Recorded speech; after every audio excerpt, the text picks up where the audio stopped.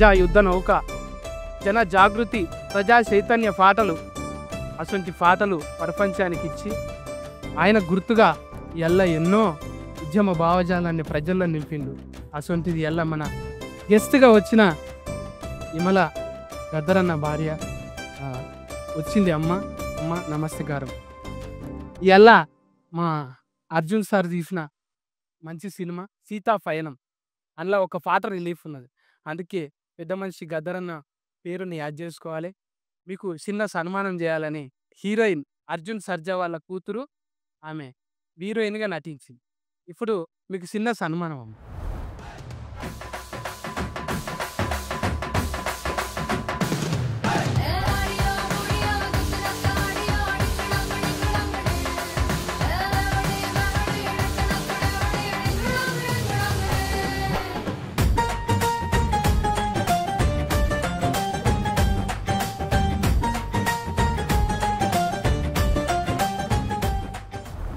Telugu cinema industry almost 45 years నుంచి cinema చేస్తూనే ఉన్నాను. సో నా డాటర్ని సినిమాలో ఇంట్రడ్యూస్ చేయాలనుకొని ఈ చిన్న సినిమా స్టార్ట్ చేశాను. ఇది సీతా పయనం అని. సో ఇందులో ఆయన ఫిల్లా అన్నాడు కాదు, పిల్ల, ఏ ఊరికి వెళ్తావే పిల్ల అన్న పాట.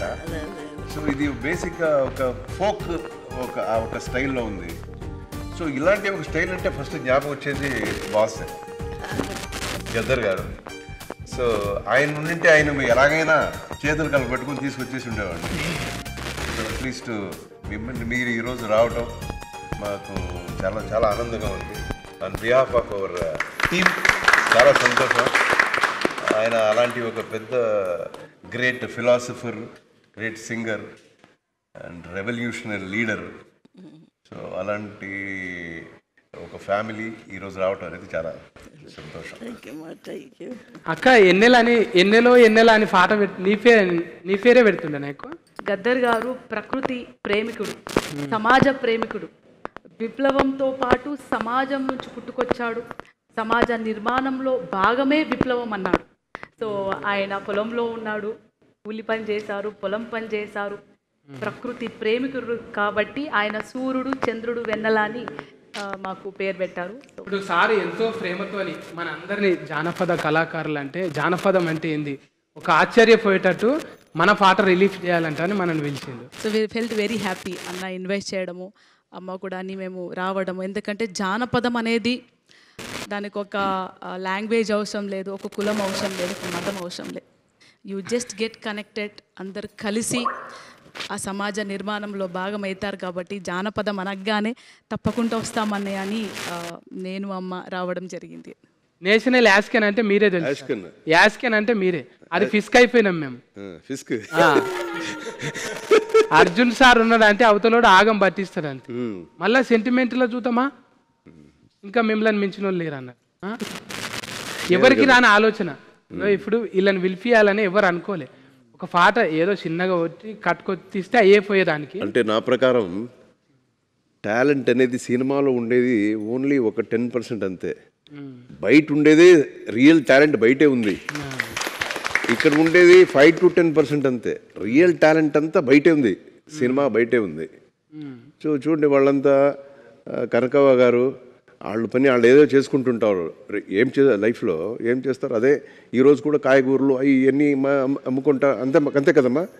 అయినా వాళ్ళకు ఉండే టాలెంట్ ఉంది.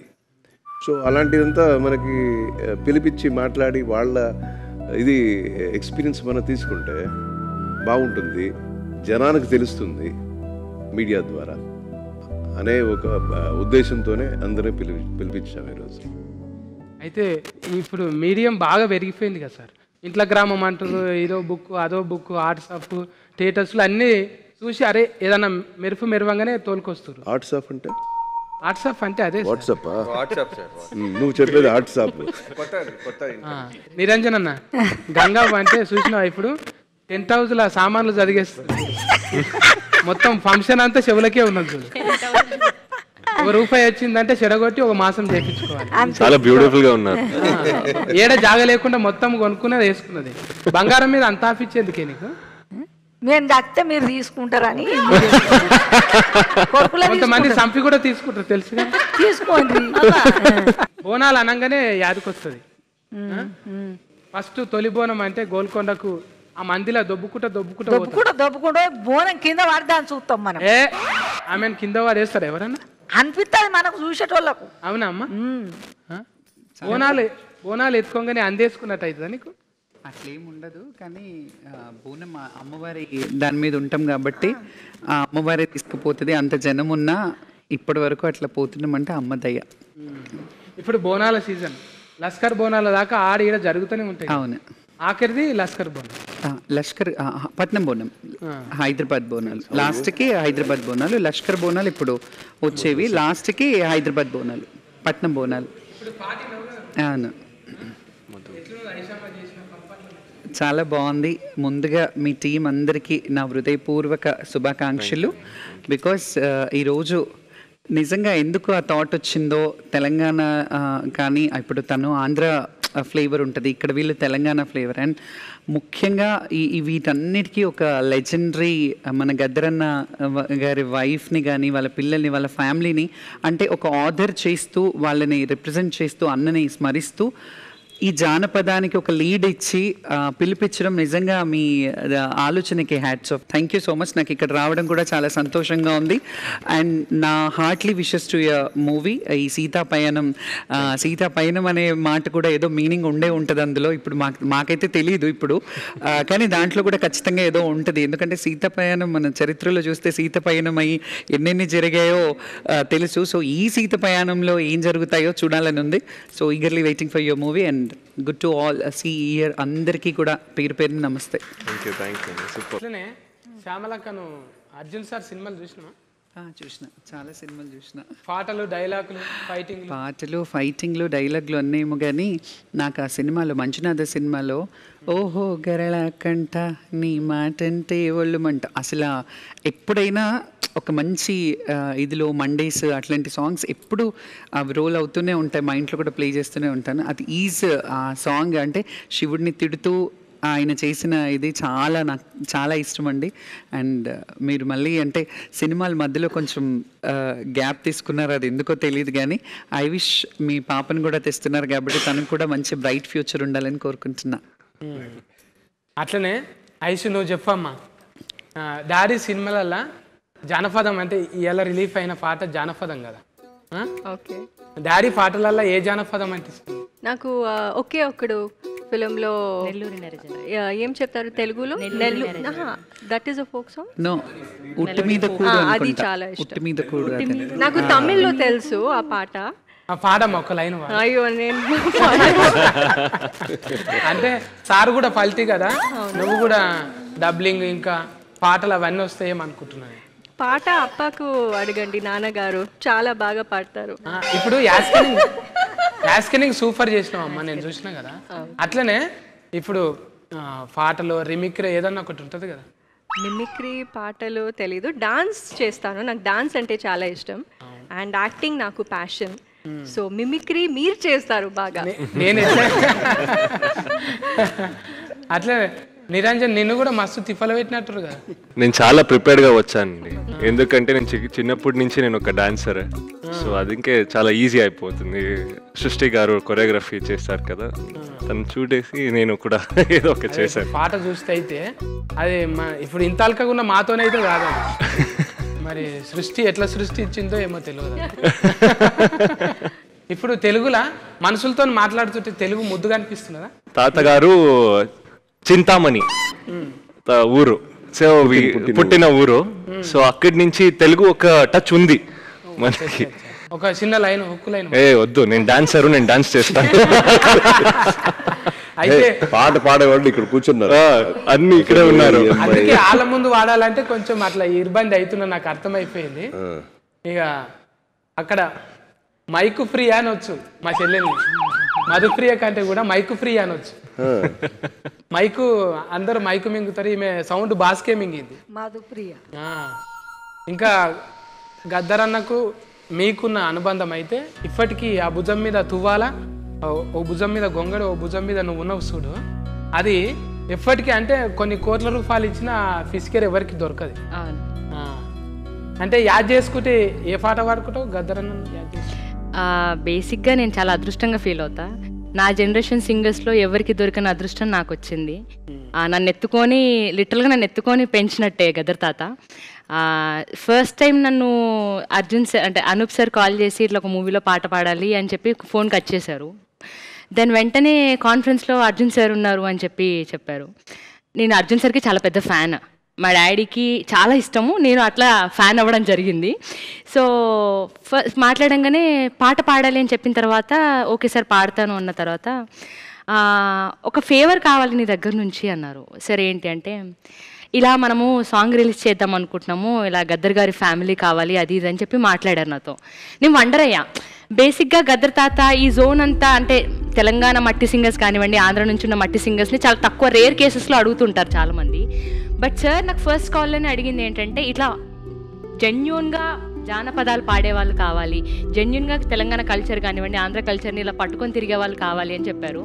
సో నేను స్టూడియోకి నెక్స్ట్ డే వెళ్ళినప్పుడు అక్కతో మాట్లాడంగానే వెంటనే యాక్సెప్ట్ చేశారు.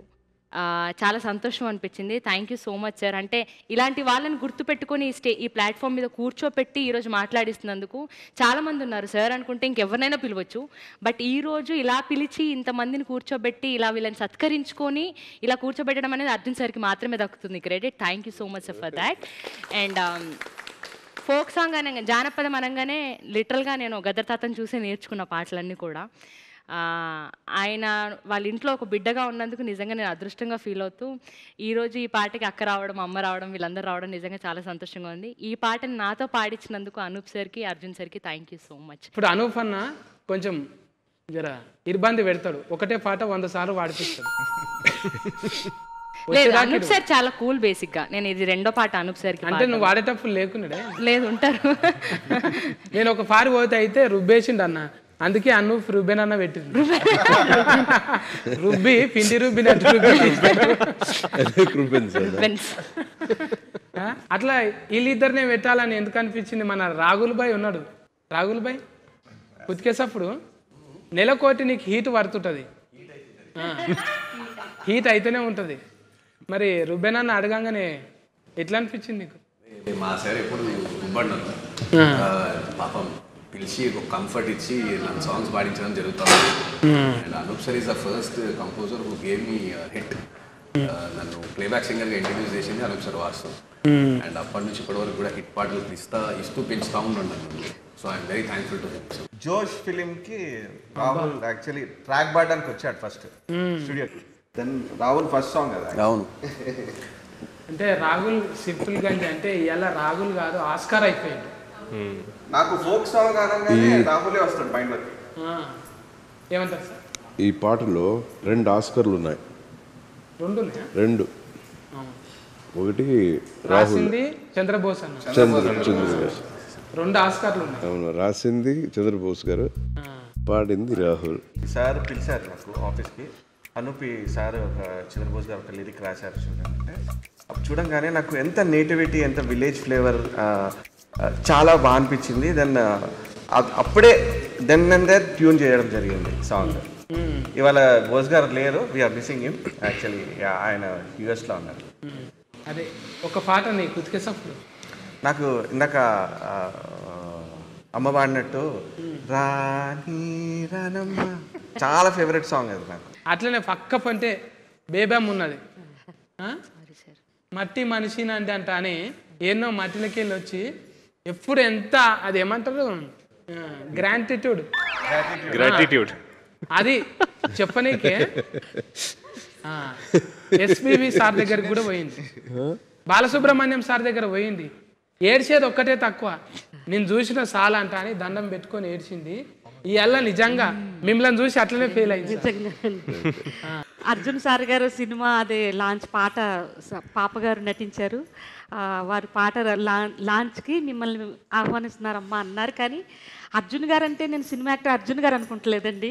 ఇక్కడికి వచ్చేదాకా అసలు నాకు బుర్ర తిరిగిపోయిందంటే సార్ని చూడగానే చాలా చాలా చాలా అంటే చాలా ఇష్టం అండి నాకు. చిన్నప్పుడు ఒక 10 సార్లు ఇంకా ఎక్కువే చూసుంటాను.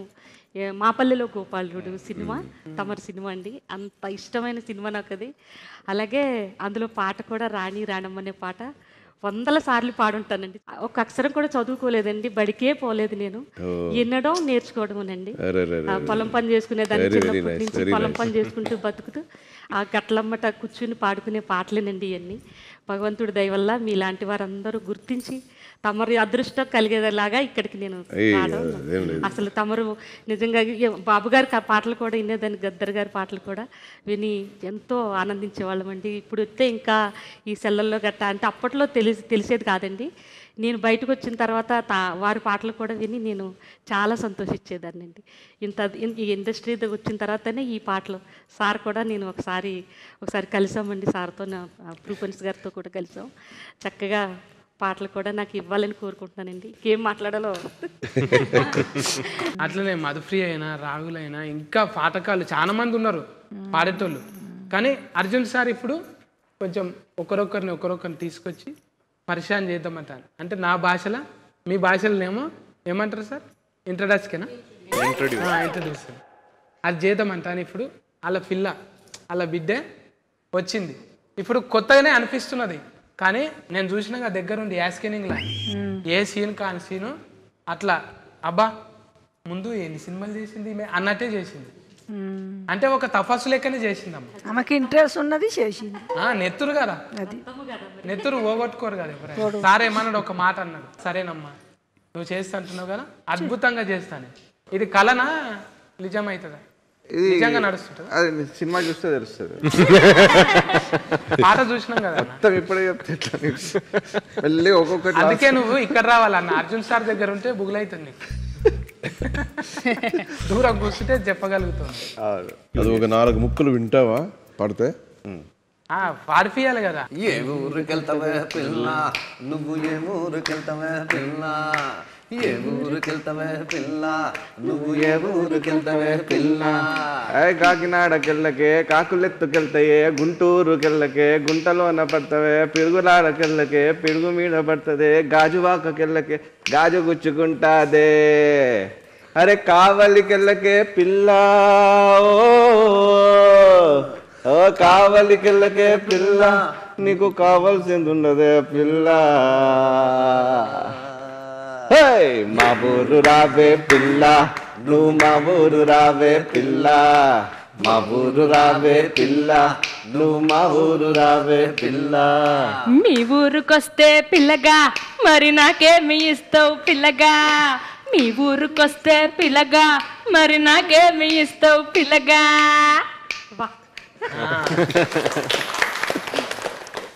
దీంట్లో స్పెషాలిటీ ఏంటంటే అన్ని ఊర్లో టచ్ చేశారు. ఈ ఊర్లో ఈ స్పెషాలిటీ ఉంటుంది, ఈ ఊర్లో ఈ స్పెషాలిటీ ఉంటుంది. అదే డైరెక్టర్ మీరు సెలెక్షన్ మీకోసం. ఓకే, అంటే వీళ్ళందరూ ఉన్నారు, ఇంత మంచి ఎఫన్స్ లెక్క పెట్టిండ్రు మీరు. తిప్పలు కాదా మీకు? సెలెక్షన్ చేయడానికి 4-5 రాశి పనులు ఉంటాయా? ఏం లేదు, ఇష్టం ఉన్నది ఎప్పుడు కష్టంగానే ఉంటుంది. మళ్ళీ కొట్టిరు సార్, ఎన్నిసార్లు కొట్టాలి చప్పట్లు? అరిగిపోతున్నాయి ఇదా. కష్టం ఏమనిపించదు. ఏం లేదు, లైఫ్లో చాలా విషయాలు సాధించాలని అనుకుంటాం కదా, ఊరికి అనుకుంటే చాలదు. అది చేయాలనుకున్నప్పుడు కొంచెం తిప్పలు ఉంటుంది, అక్కడ ఇక్కడ తిరిగి. ఈ సినిమా ఒక 4-5 భాషల్లో రిలీజ్ చేస్తున్నాం. ఆగస్ట్ ఎండ్లో మోస్ట్లీ రిలీజ్ చేస్తాను సినిమా. సో అన్ని భాషల్లో మన సినిమా రిలీజ్ చేయాలనుకున్నప్పుడు ఈ డబ్బింగ్లు, వాయిస్ మిక్సెస్, ఇప్పుడు సాంగ్ ఉంది, ఒక 5 సాంగ్లు ఉన్నాయి సినిమాలో. 5 సాంగ్ కూడా 5 భాషల్లో రాయించాలి. సో ఇదే క్వాలిటీ ఉండాలి ఆ లిరిక్స్లో. వాయిసెస్, కరెక్ట్ వాయిసెస్ అన్ని భాషల్లో మనం తీసుకురావాలి. ఇవన్నీ ఉంటాయి తిప్పులు. తర్వాత రిలీజ్ చేయటం, డిస్ట్రిబ్యూటర్స్, ఒక్కొక్క స్టేట్కి వేరే డిస్ట్రిబ్యూటర్ సెటప్స్ ఉంటాయి. ఇవన్నీ తిప్పులు ఉంటాయి. అన్నీ చేసి మనకి ఒక జనానికి నచ్చిందంటే ఆ ఫీలింగ్ వేరు. ఇదన్నీ మర్చిపోతాం, అప్పుడు రిలాక్స్ అవుతారు. అప్పుడు రిలాక్స్, మళ్ళీ రిలాక్స్, మళ్ళీ కొత్త కథ వచ్చి మళ్ళీ స్టార్ట్ టెన్షన్, మళ్ళీ relax. First of all Arjun సార్కి థ్యాంక్స్, బికాజ్ ఈ సాంగ్ లాంచ్ ఎలా చేద్దాము అనుకున్నప్పుడు, ఒక చిన్న విలేజ్ అట్మాస్ఫియర్లో చేద్దామని అనుకున్నప్పుడు ఇట్లా గద్దర్ సార్ వాళ్ళ వైఫ్ విమలాం గారిని పిలుద్దాం అని ఆయన సార్ థాట్ యాక్చువల్లీ. ఈరోజు మీరు రావడం చాలా హ్యాపీ అమ్మ. అండ్ వెన్నెల గారు కూడా, మీరు కూడా. అండ్ ఇక్కడ ఉన్న folk like original folk songs పాడేవాళ్ళు వీళ్ళు యాక్చువల్లీ. సో ఇక్కడ నుంచి ఇప్పుడు మేము చేసింది కూడా ఒక ఫోక్ సాంగ్ కాబట్టి వీళ్ళందరినీ ఇలా పిలిచి ఇట్లా చేయడం. And thank you sir for this wonderful idea thought. And సార్తో వర్క్ చేయడం చాలా happy. And is so passionate. ఇప్పుడు చెప్పారు కదా, ఒక్కొక్క లిరిక్ కూడా ఆయన ప్రతి ఒక్క లాంగ్వేజ్లో, ఆయనకి అన్ని లాంగ్వేజెస్ ఫిలిం చేశారు కాబట్టి ఆయనకి అన్నిట్లో పట్టు ఉంది ఆ లాంగ్వేజ్లో.